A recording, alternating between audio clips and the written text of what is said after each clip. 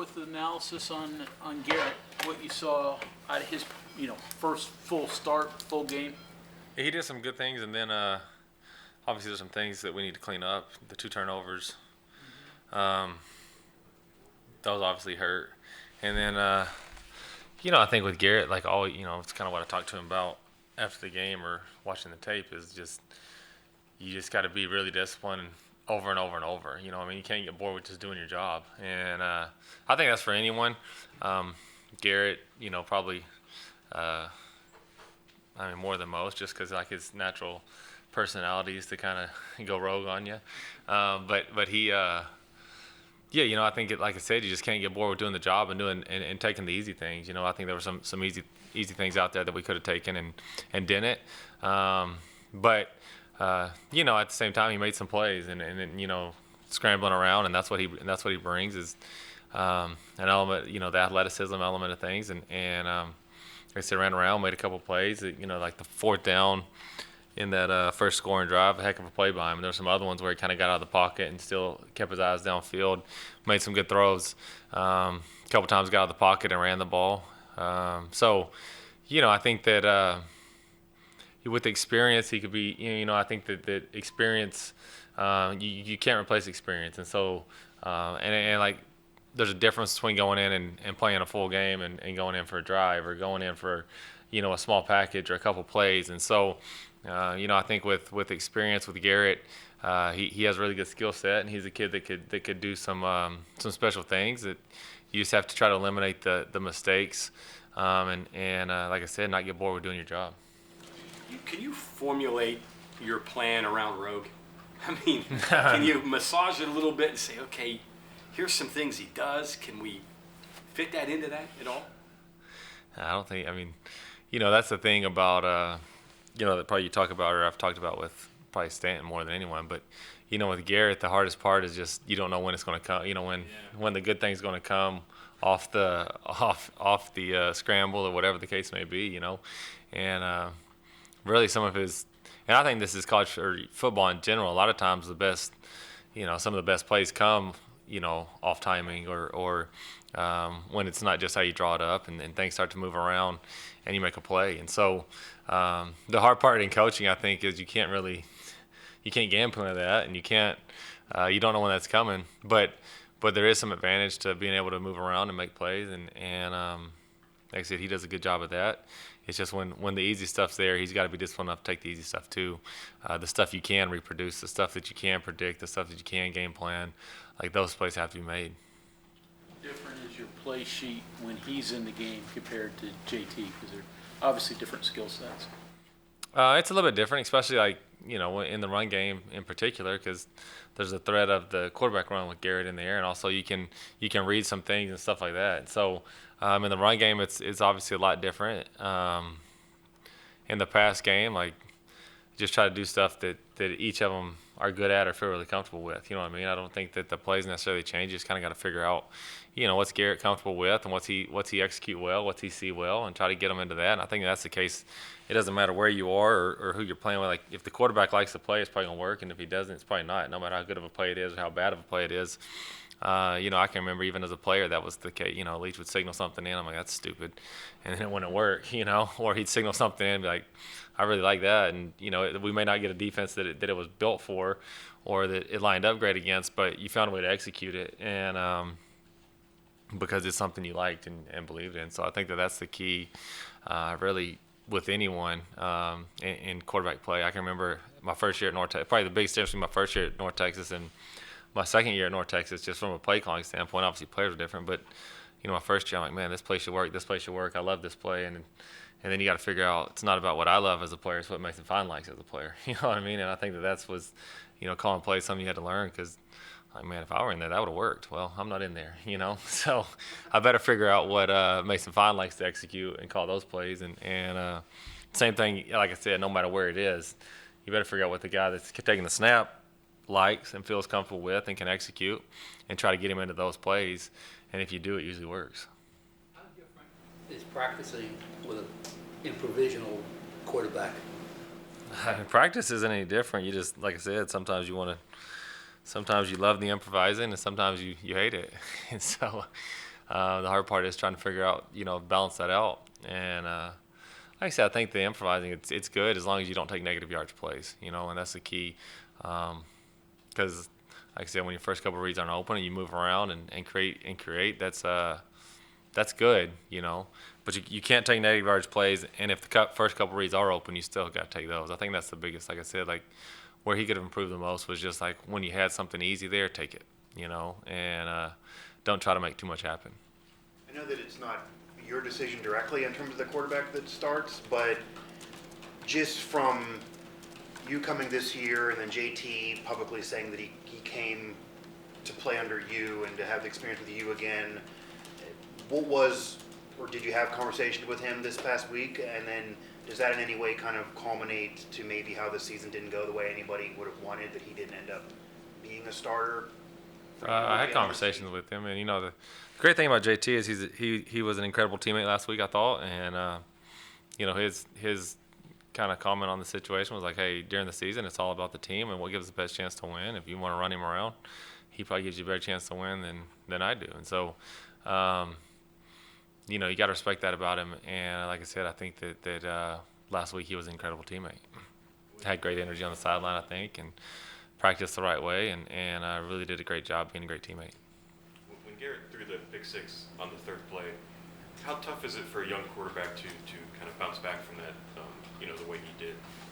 I think it depends on who it is. The good thing about Garrett is sometimes he doesn't remember his bad plays, so he can move on pretty quickly. And like I said, I think it depends on the person. I think that some people are really going to harp on their mistakes and beat themselves up about it, and other guys can make mistakes and not think twice about it. And so, with Garrett, I think that I felt pretty confident that even though he threw a pick six, that doesn't mean the rest of the day is just going to be a disaster, because he's a guy that can move on and keep playing. And that next drive, put together a really nice drive and let us down and score. That was a heck of a drive and a heck of a response to throwing a pick six, in your first start that early in the game. The two picks, just so I'm clear, the first one was he didn't see the defender, and the second was an overthrow. Is that what it was? I don't know what the first one was. I mean, the guy was standing between him and the guy. So the second one, the second one was actually a good read. The guy was open. He just missed the throw. And, that was a big one too. The first one, just a poor decision is what I would say, because like I said, it's man coverage and the guy's underneath the route, and he threw it straight to him. That's an automatic don't throw there. Yeah, that's just a bad read. That was just a bad decision. The second one, like I said, it was a good decision. We had what we wanted. We had the guy open, and he just missed the throw. And the other kid made a good catch, but yeah, that was just a missed throw, not a poor decision. As a player and coach, do you like Thanksgiving week? I mean, it's all football. What are your thoughts of this week? Yeah, I love it, especially my dad's a high school football coach. And so in Texas, if you're practicing on Thanksgiving, that's kind of like I don't know if it's everyone's goal. You want to win a state championship. But when you practice on Thanksgiving, you've made a late run in the playoffs. And so that's what I remember, what I remember growing up, because we had some good teams back home, was playing football on Thanksgiving, practicing on Thanksgiving, going home early, or practicing early, going home and having Thanksgiving, and watching the Cowboys. And so there's nothing more American than watching the Cowboys and eating Thanksgiving dinner, right? So The Lions lose. so that's what I remember about Thanksgiving. I enjoy it. Thanksgiving just falls in kind of the heat of a football season, whether it's NFL, high school. High school, you gotta make a little run in the playoffs in most states to still be playing at this point. But high school, college, pros, I think Thanksgiving and football have kind of been tied together. It feels like, not intentionally, probably in the beginning, but now it's part of it. And so I think practicing on Thanksgiving and being around the guys, it's really all I've ever known, like I said, because my dad's a coach, and then you get to college and you do it. When I was at Green Bay, we played on Thanksgiving a couple of times, but you were always practicing on Thanksgiving. And so I like it. And the other cool thing is most of the time you're out of school as well. The the players are out of school. So if you're a player, you're out of school. So all you really have to do is, you get to sleep in a little bit, go work out, practice football, and then hang out with your friends in the evenings. So I always thought this was an awesome week, a great week to play football. And like I said, Thanksgiving and football kind of go together now here in America, and I like the tradition. So it's fun.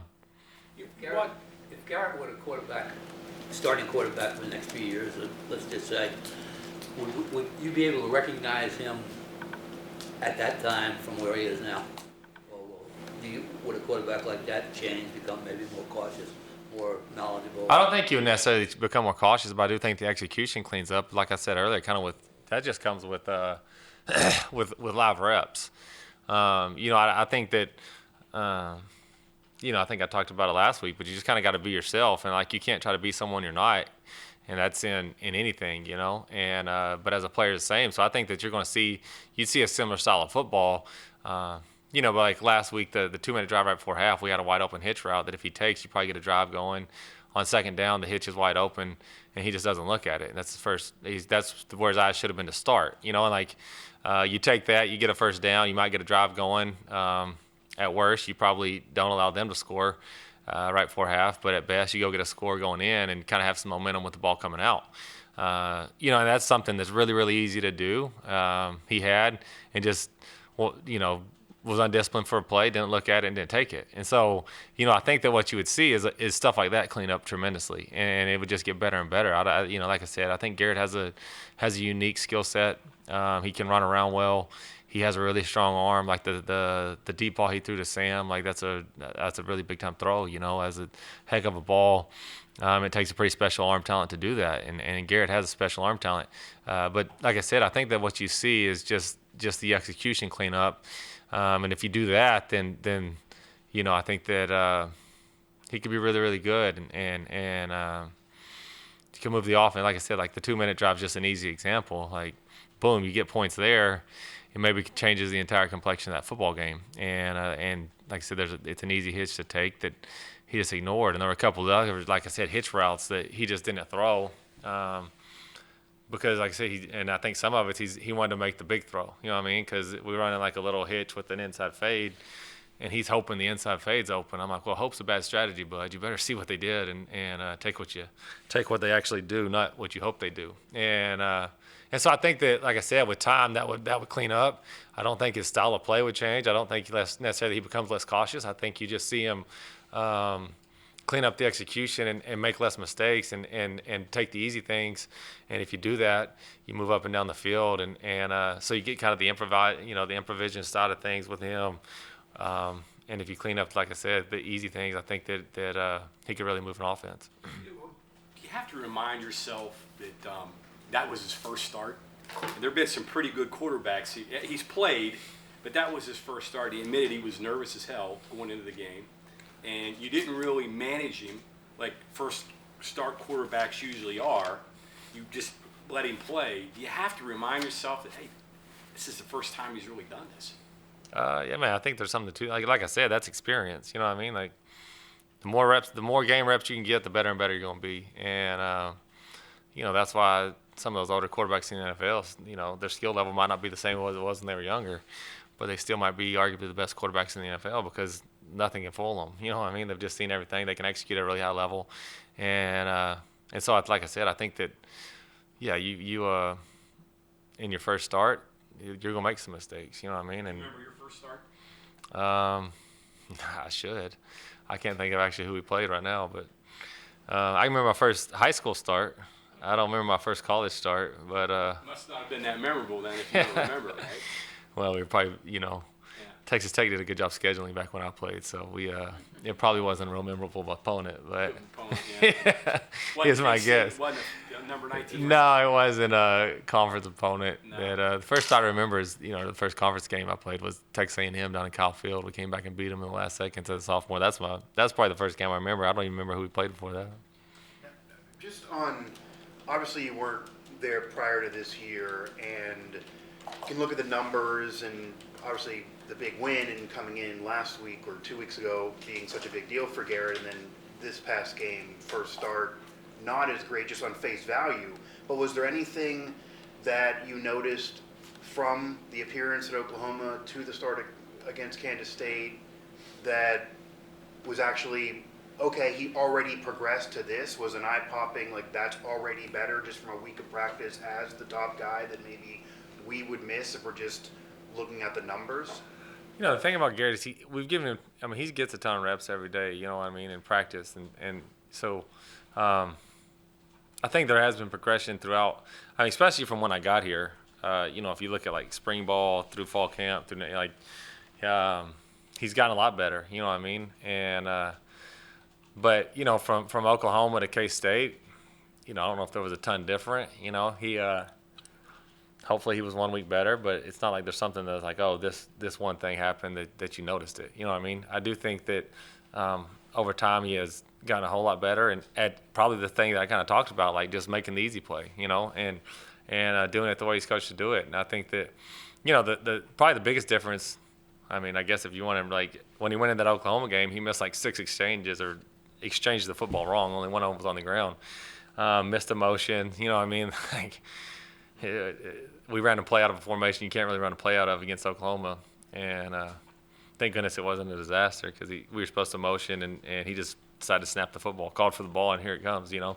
And there wasn't any of that, which was, you know, like I said, the exchanges were cleaner, didn't miss any signal, stuff like that. So I think that, you know, that's probably something that you don't see unless you know what's going on.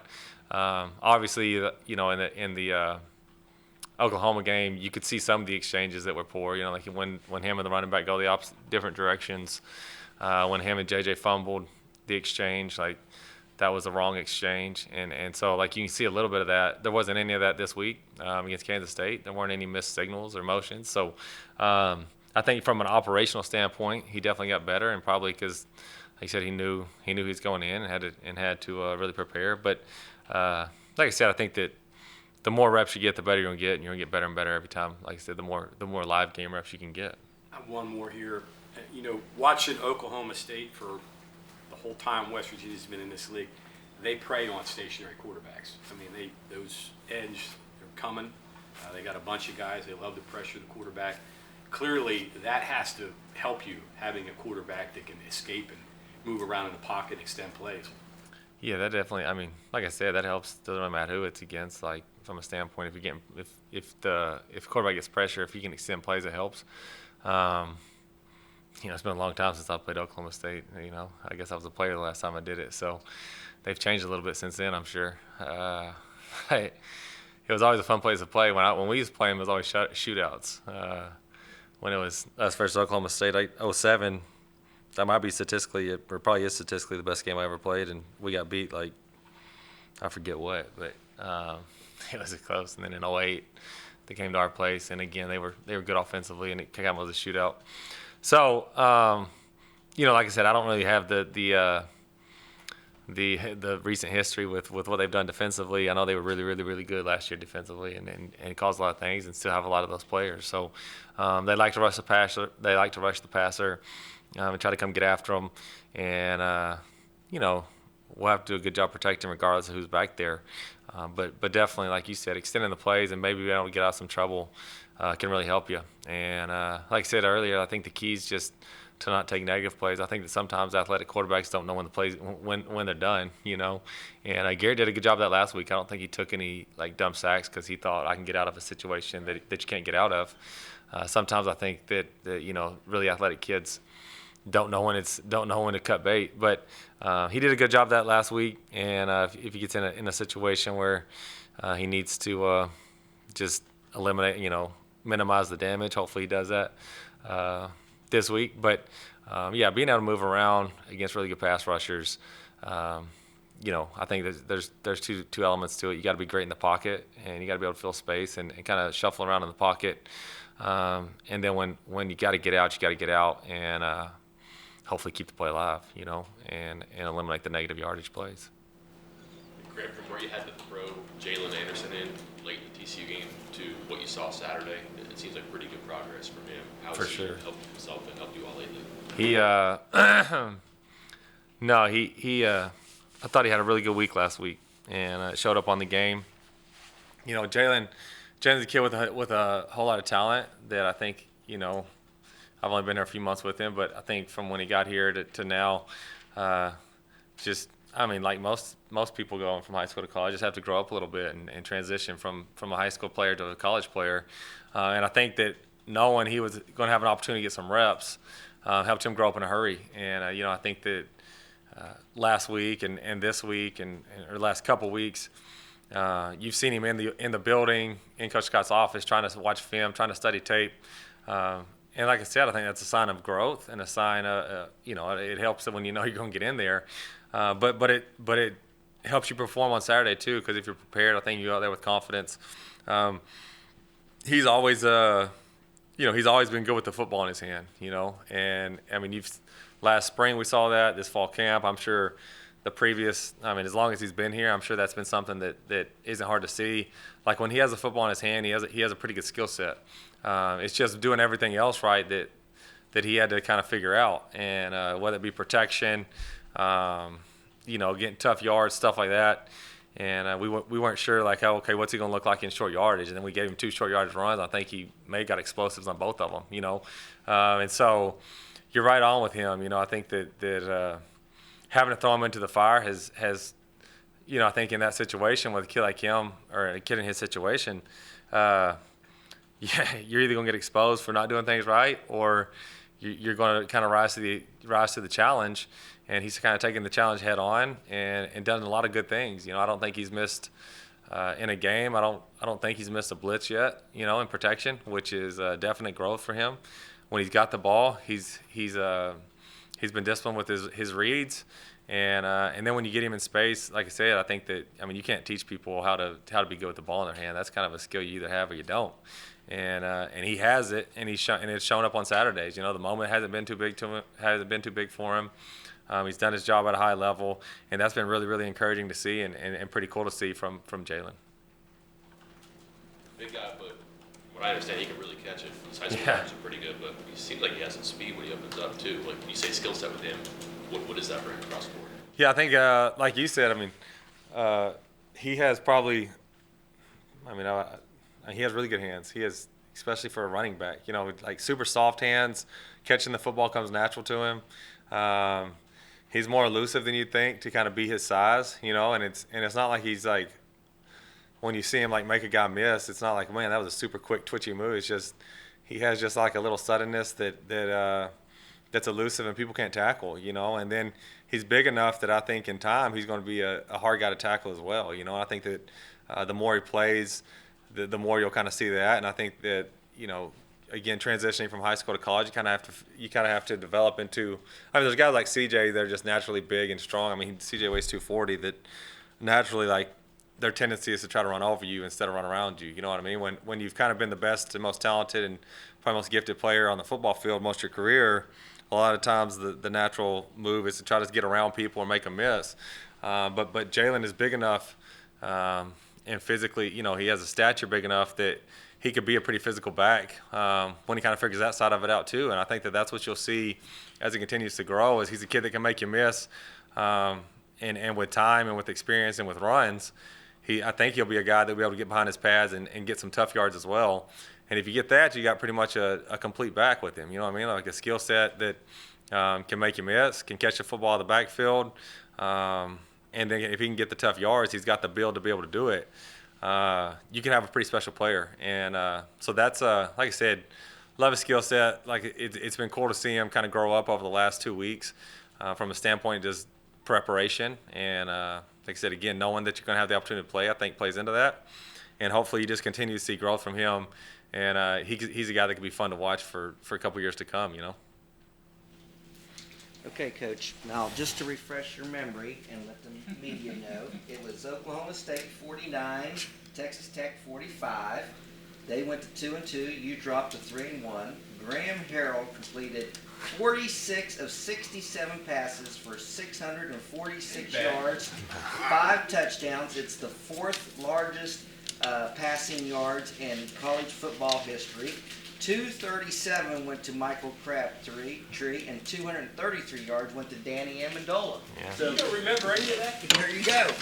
I remember we had a 4th down to win the game, and we didn't convert it. That's why. Man, I'll tell you what. The thing about about that place is you can hear everything they're calling you. Oh yeah, Right on you. they were actually kind to me. Shockingly, I can remember we went down there. I guess when I was a redshirt, when I was the backup, we went down there, and they were just riding Cody Hodges, and they were like, "Graham, you're gonna be good though." I'm like, "Yeah, man, I like these people," you know. So